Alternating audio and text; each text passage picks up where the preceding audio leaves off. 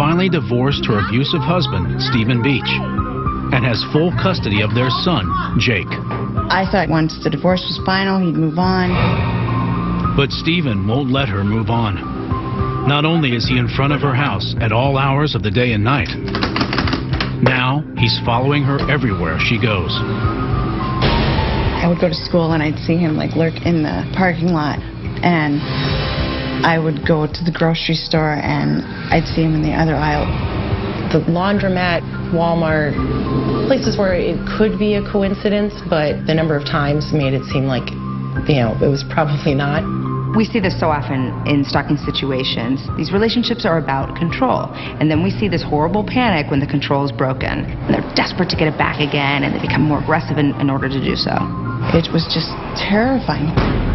I just had to always look over my shoulder. Amanda only feels secure inside her own home.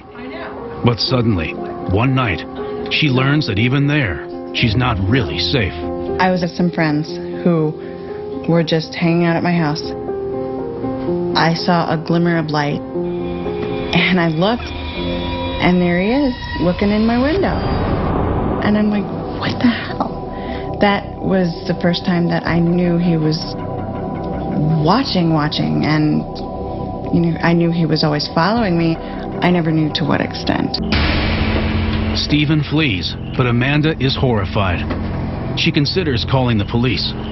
But since he is gone, she doesn't think there's anything they can do. I wasn't aware of the stalking law. I just knew that this was maybe borderline harassment, but he's my ex, he's my child's father.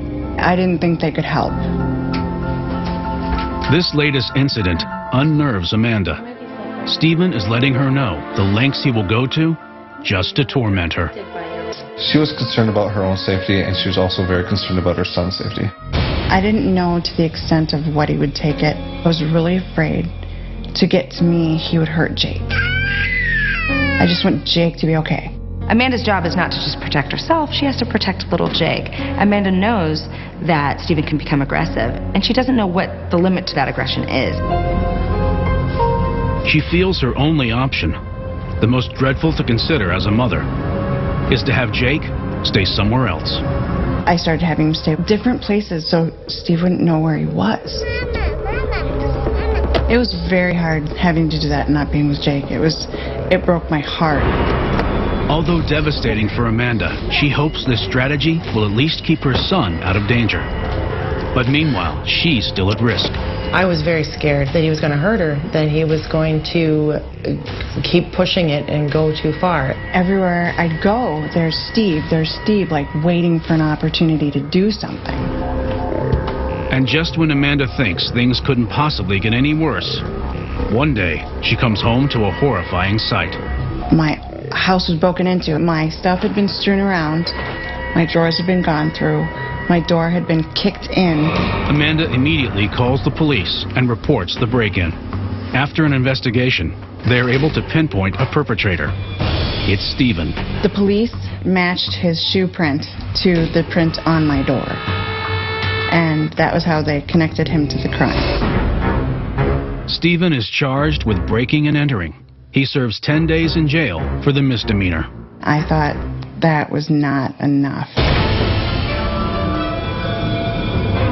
But even jail time will not deter Stephen. As soon as he is released, he continues stalking her, now with a new vengeance. He kept coming back and coming back. At all hours, he was banging at the door and he was yelling and screaming. I was going through hell. I never got away from him. I was now on medications because I was having panic attacks and nightmares.